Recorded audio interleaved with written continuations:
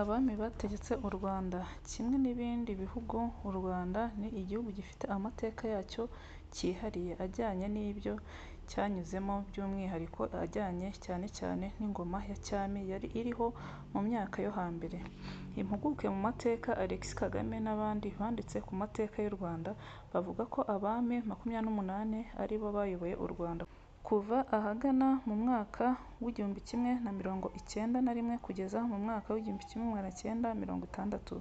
Amateka y'u Rwanda kandi agaragaza ko abami bose b'u Rwanda bakomokaga ku muryango umwe wo mu bwoko bw'Abanyiginya. Twavuga nk'umwami Yuhi I Musinga, umwami Kigeli IV Ndahindurwa n'umwami Ruganzu II Ndoli. Bamwe mu bami babaye ibihangange ku bw'inyurabwenge rijimije ryabwo ryihariye, abandi babaye indatwa ku bw'ibikorwa by'indashyikirwa mu rugamba rwo kwagura igihugu no kurinda ubusugire bwacyo. Amateka y'u Rwanda kugira ngo ashyirwe mu nyandiko hakoreshwaga ihererekanyabumenyi bwafatwaga mu mutwe, dore ko Abanyarwanda bari abahanga mu kuvuga imivugo, ibyivugo, amahamba, ibisigo n'ibindi. Bakoreshaga ihererekanyabumenyi bafata mu mutwe. Bitewe n'uburyo bw'ishyinguranyandiko butari buriho muri ibyo bihe, amateka yagiye amenyekana cyane n'abagiye bahiga abandi cyane mu bikorwa by'indashyikirwa. Iyi akaba ariyo mpamvu nyamukuru usanga ibitabo bivuga ku mateka hari aho bidahuza. Alexis Kagame n'abandi banditsi bakoze urutonde hagendewe ku bikorwa bikomeye byaranze ingoma ya buri mwami. Igererane ry'igihe cye cyo kwima na bamwe mu bami bo mu bihugu byari bikikije u Rwanda. Ibitero bikomeye byagabwe, inzara zateye, impinduka zidasanzwe mu buyobozi cyangwa mu mibereho ya rubanda n'ibindi. Mu nyandiko zakozwe kugeza none hagendewe ku byo abiru n'ibisonga by'abami bagaragaje. Abami b'u Rwanda bakurikiranye n'imyaka bimye ingoma mu buryo bukurikira kuva mu mwaka w'1191 kugeza mu mwaka w'1960. Umwami wa mbere ni Gihanga I Ngomijana, yimye mu mwaka w'1191 kugeza mu mwaka w'1124. Umwami wa kabiri ni Kanyarwanda Gahima, yimye mu mwaka w'1124 kugeza mu mwaka w'1157. Umwami wa gatatu ni Yuhi I Musindi, yimye mu mwaka w'1157 kugeza mu mwaka w'1180. Umwami wa kane ni Ndahiro I Ruyange, yategetse mu mwaka w'1180 kugeza mu mwaka w'1213.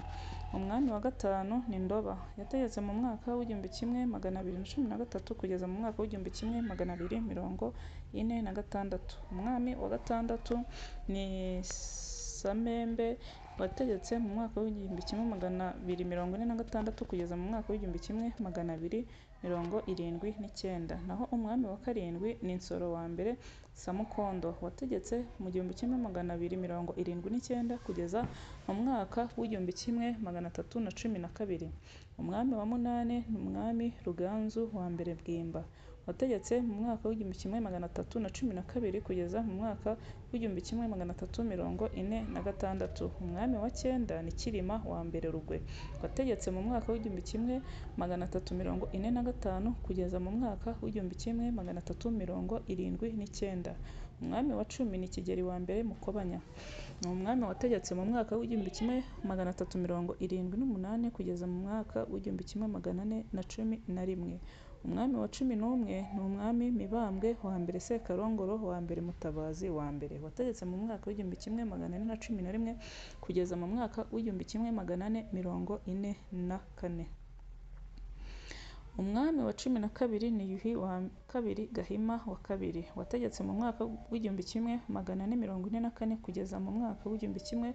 1477. Umwami wa 13 ni Ndahiro II Cyamatare wategetse mu mwaka w'1477 kugeza mu mwaka w'1510.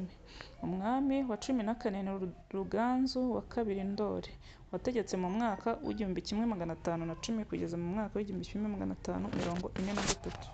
Umwami wa 15 ni Mutara I Nsoro II Semugeshi wategetse mu mwaka w'1543 kugeza mu mwaka w'1576.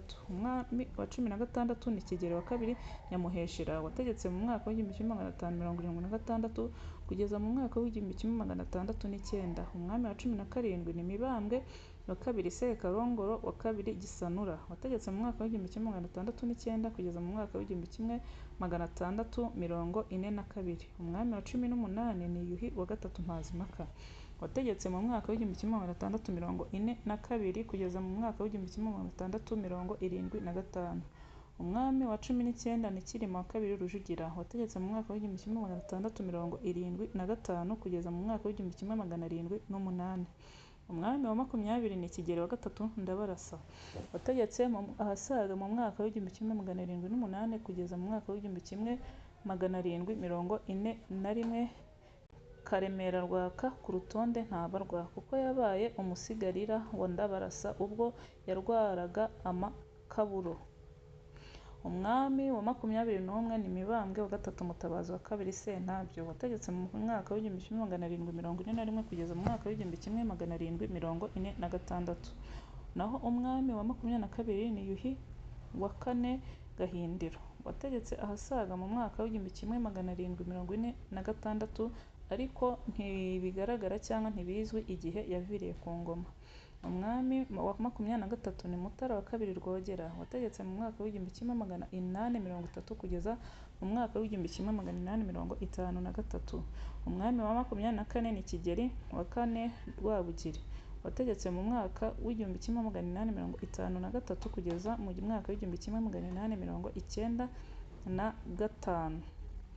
Naho umwami wa 25 ni Mibambwe IV Rutarindwa wategetse ahasaga mu mwaka w'1895 kugeza mu mwaka w'1895 n'ubundi yakorewe kudeta cyangwa se yahiritswe ku bwami. Umwami wa 26 ni Yuhi V Musinga yategetse mu mwaka w'1895 kugeza mu mwaka w'1931.